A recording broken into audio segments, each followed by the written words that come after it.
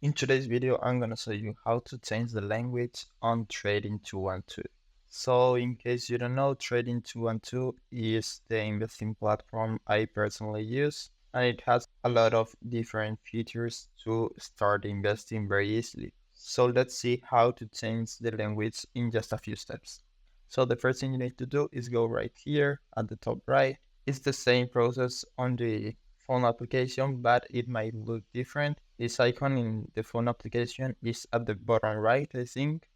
So just search for this one and then scroll down until you see settings. Click on settings, and here you will see the language option.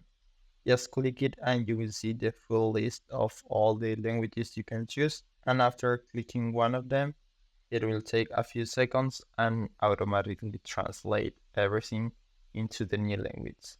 So that's how easy you can change the language on Trading 212. So I hope it was helpful and thanks for watching.